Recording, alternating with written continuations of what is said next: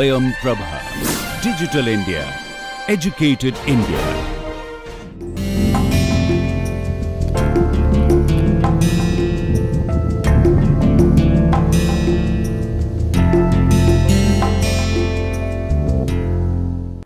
Okay. So, now as I said that we would look into, so this result was about circuits. Okay. So, we showed lower bound on the size of most circuits computing a Boolean function. Now, we will try to give a similar lower bound for Boolean formula as well. So, lower bound on the size of a formula computing a Boolean function. Okay. So, what is the difference between a circuit and a formula?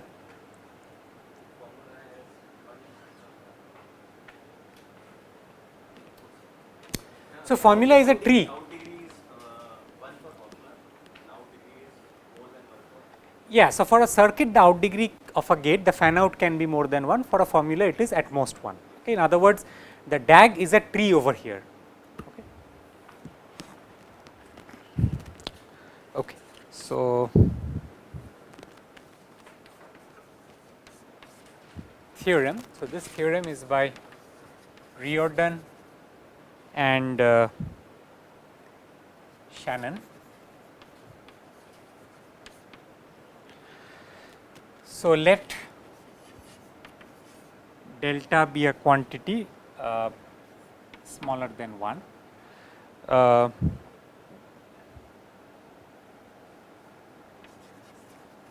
Most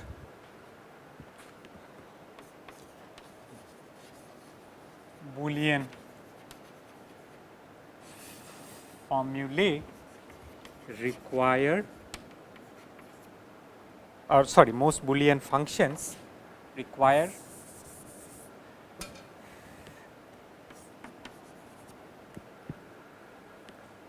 okay,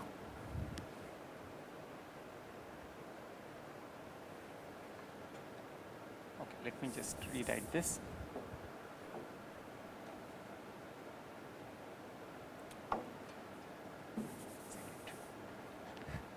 For most Boolean function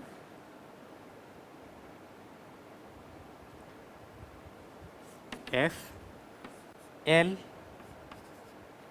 B2 of f is at least as large as delta 2 to the power n by log n. Okay. And here what we will do is, I will just make a small modification to this theorem. We will not look at the total number of gates, we will look at the star size of the formula. Okay. So, remember what we meant by star size. So, star size is basically counting the number of OR and AND gates. Okay. We will not count the number of NOT gates, and we will actually consider this yeah, we will not count the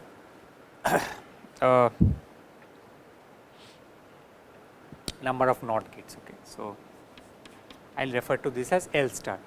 For most Boolean functions f, the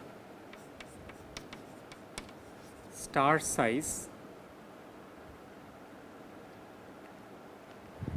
L star B2f is at least this quantity. Okay.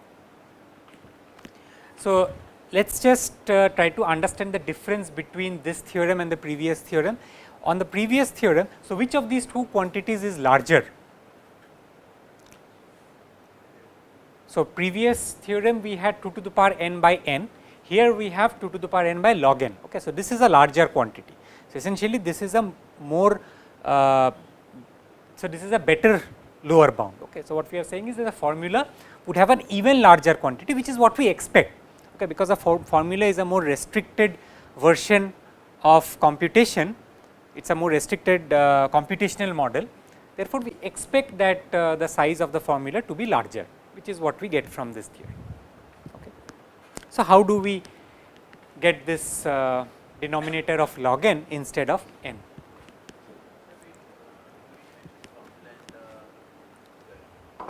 No, I use this thing L, na. So, I gave the definition earlier. So, look at the definition that I gave, that C omega is the smallest size circuit computing a formula, and L omega is basically the smallest size formula. Okay. Yeah, I can write it as well, the star size of a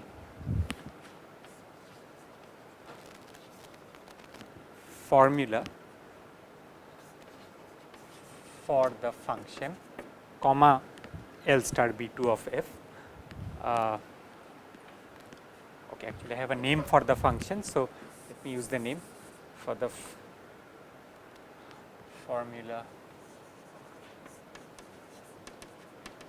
computing f is this much. Okay.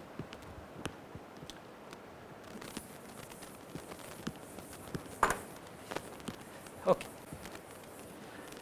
So, now the question is, how do we count the number of Boolean formula? Okay. So, before we get into how we count the number of Boolean formula, let me just talk about a notation for representing Boolean formula. Okay. So, how can we so what is a Boolean formula? Pictorially a Boolean formula is a tree. Okay. How can we represent, and we are looking at binary trees over here. So, it is a binary tree. How can we represent a binary tree? So, binary tree can be represented in many ways. So, there is in order notation, there is postfix notation, there is prefix notation. So, we will look at the postfix notation, and I will tell you very soon why we consider postfix notation. So, what is postfix notation? Let me quickly talk about it. The postfix notation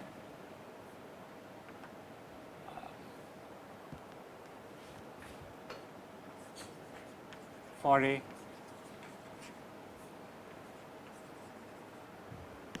Boolean formula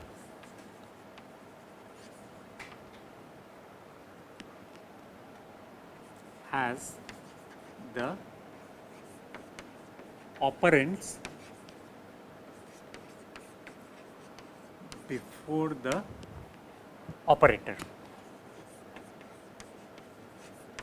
Okay, so this is actually a very crude definition, a very informal definition, but this would be enough for us, because let us look at it with some examples, okay, couple of examples. So, suppose I have a Boolean formula x or y and then and z. Okay. So, what would be the postfix notation for this Boolean formula? So, any guesses?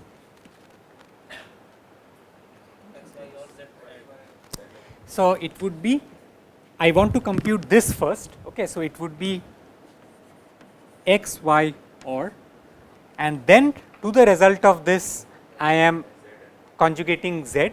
So, it will be z and. Okay. Now, for the same order, if I have x or y and z, where y and z is computed first, what would be the postfix notation? Huh? No, it would be again x, y, z and or. Okay. So, I would keep on looking at the operands until I get an operator. So, the moment I get an operator, I look at the previous two operand, which is y z. So, I do y z and I get that result, and then with that result I do or with x. Okay. So, the point is that if you look at the relative order of the variables, they remain the same, which is the same case as over here. But what is the advantage of postfix notation? Huh? It eliminates the requirement of brackets or parentheses. Okay. You do not need. So, once you give a postfix notation, you do not need to put parentheses anymore if you write the notation carefully. Okay. So, this is why we use postfix notation. So, postfix notation eliminates the need for parenthesis. Okay. So, this is the infix notation or the standard notation that we use. Here if we do not specify the parenthesis, it could mean either of the two precedences. Okay. So, either this can get precedence or this can get precedence unless you have a specified order of precedences, but here you do not need to specify that. Okay. And this therefore,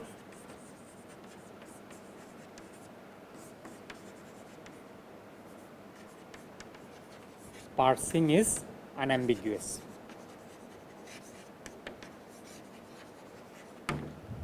Okay.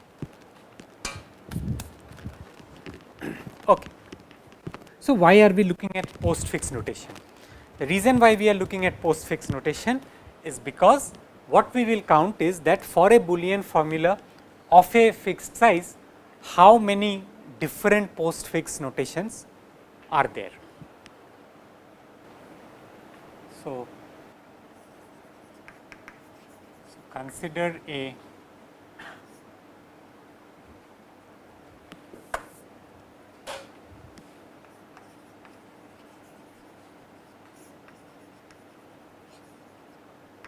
Boolean formula of size S. Okay. Now, how many ways can I write this string? So, first of all, how many characters will be present in this string?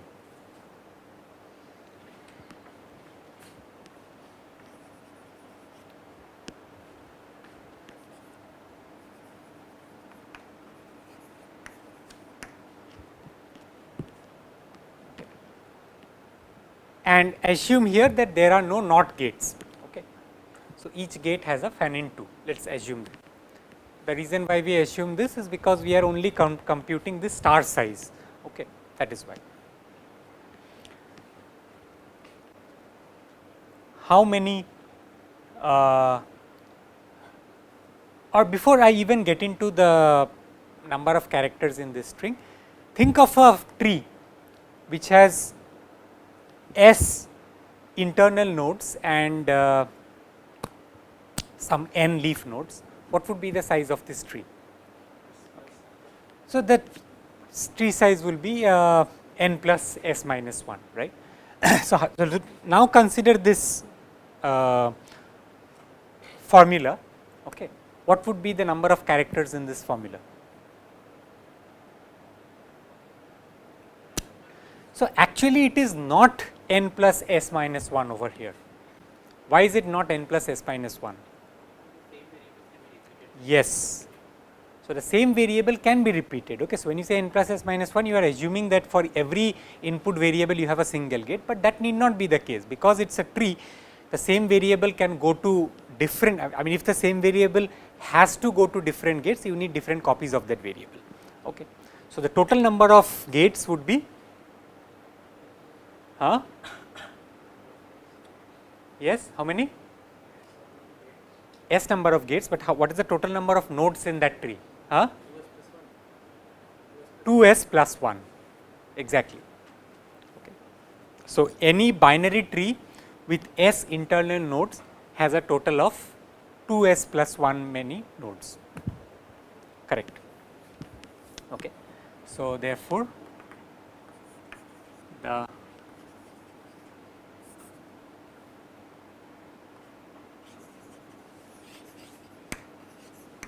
length of the string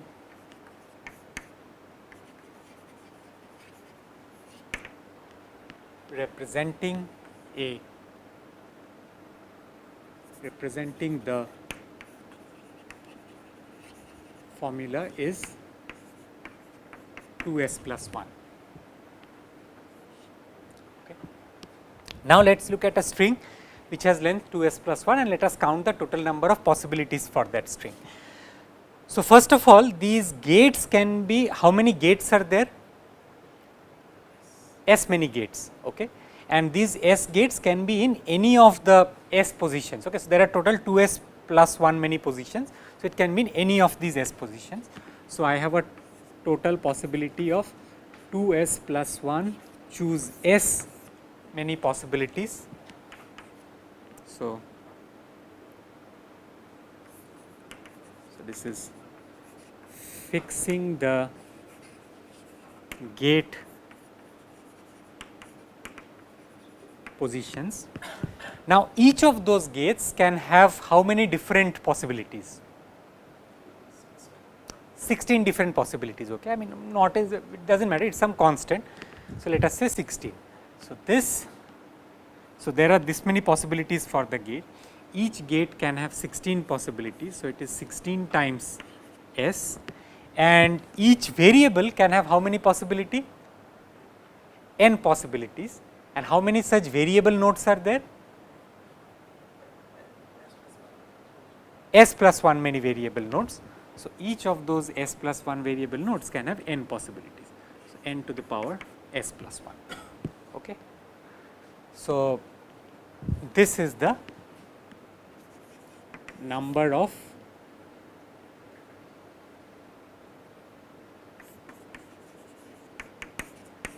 possible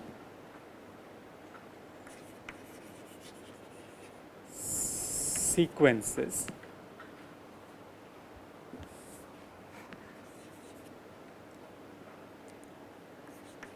representing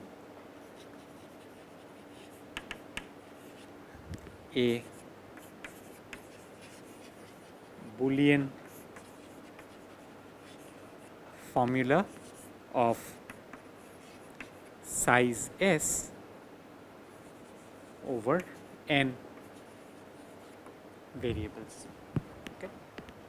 So, we are doing nothing very fancy over here, just counting the number of such sequences. Once again, many of these sequences even need not correspond to a formula. I mean, you can have sequences, I mean, for example, if I have something like a sequence which begins with, let us say, or x y, that does not even mean anything in the postfix notation. We ignore such things. I mean, it is okay, we are just interested in a upper bound. So, now let us try to once again estimate this quantity. So, this again we can use Stirling's approximation over here. So, this is like 2s plus 1 whole factorial divided by s factorial times s plus 1 factorial. So, we use Stirling's approximation over here, and we can simplify this to so this quantity 2s plus 1 choose s is upper bounded by 4 to the power s by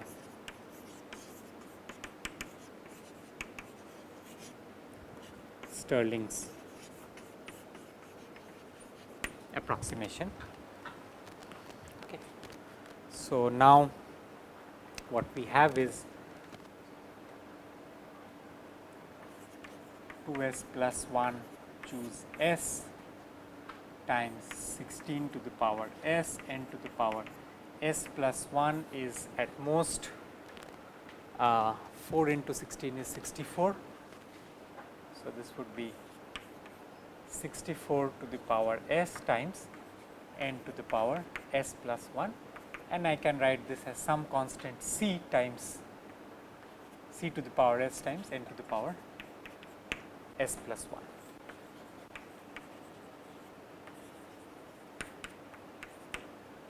Okay. Now, we will try to see what this quantity becomes. Okay. So, we set S to be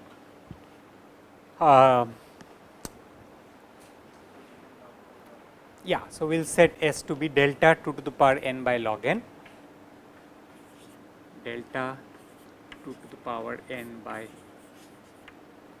log n. Now, let us try to see what that becomes.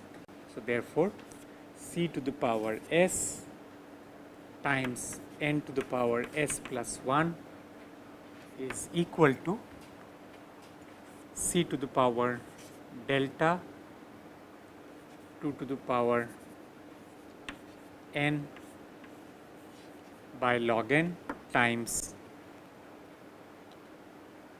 n to the power delta 2 to the power n by log n times n. Okay, so that extra n is coming because of this plus 1 over here.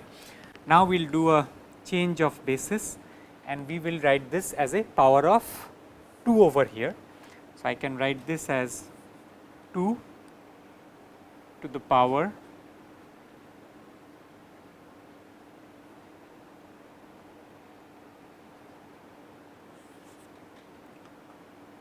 delta log C whole to the power n by log n, and this will become 2 to the power delta log n to the power n by log n. Okay, so let me just check whether this is the correct thing.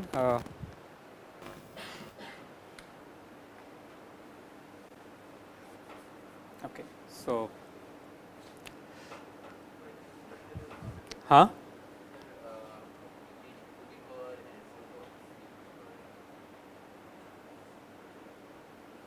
okay, so maybe I might be making a mistake here. So let us try to do this a little more carefully.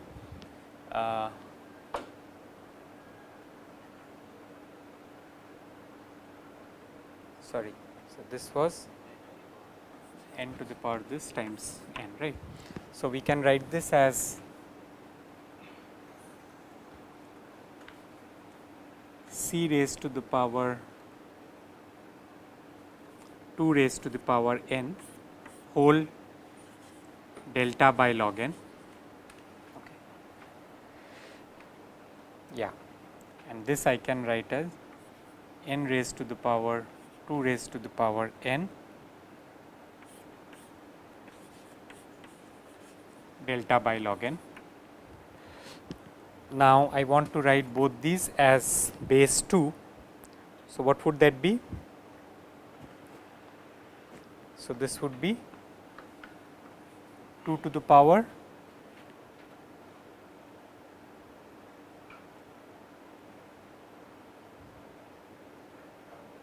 huh? 2 to the power? Yeah. So, 2 to the power n times log C.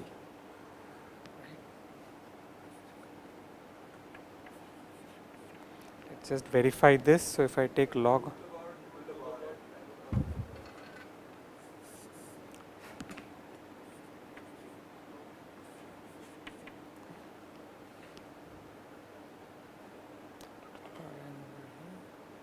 yeah, exactly.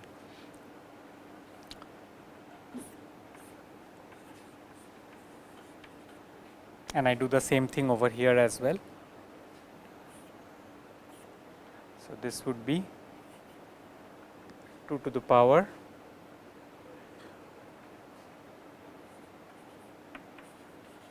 into log n delta by log n times n. Okay. So, this log n and log n cancels out. So, what we have is 2 to the power 2 to the power n whole to the power delta, and here we have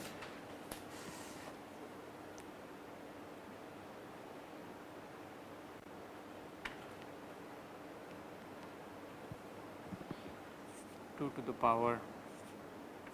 power n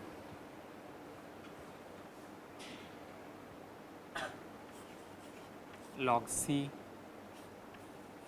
by log n times delta 2 to the power n times delta times n over here. So, this is what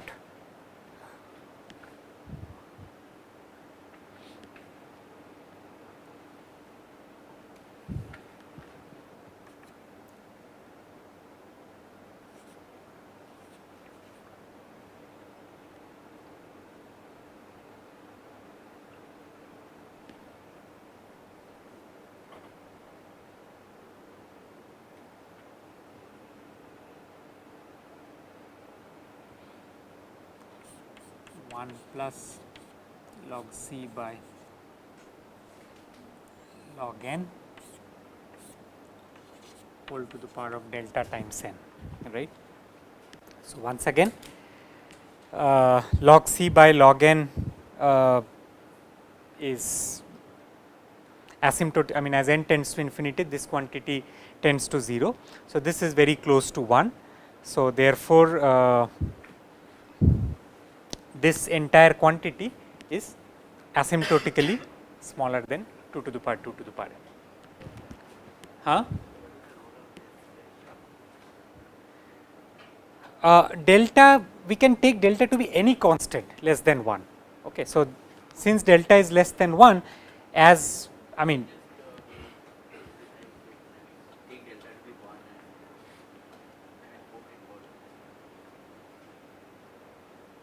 no, if delta is 1, this will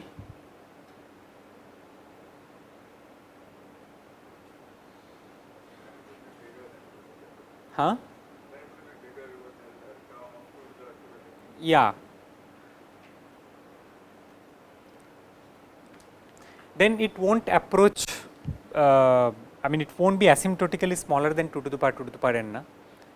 So, if you take delta to be 1, then you have 2 to the power 2 to the power n times 1 plus log C by log n, which can be bigger than 2 to the power 2 to the power n, right, because this quantity is still, I mean this quantity is still greater than 1. So, this quantity is greater than 0, right. So, only when I take delta to be a constant less than 1, this drops down.